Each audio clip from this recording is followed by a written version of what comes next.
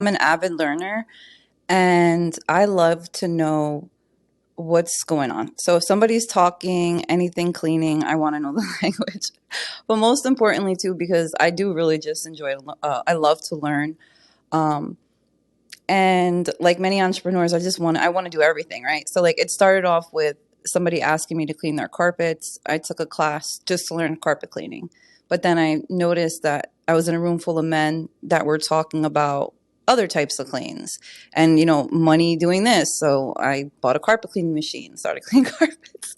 One of my mentors does air duct cleaning. So he taught me how to do air duct cleaning. I got certified by NADCA and we do air duct cleaning.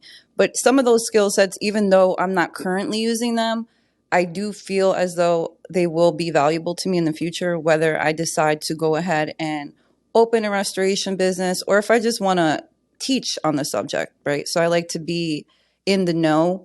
And I mean, who knows? Maybe I was doing this whole time just to set me up for what's happening now with the mentoring business. I can't really explain why, other than I just really like to learn.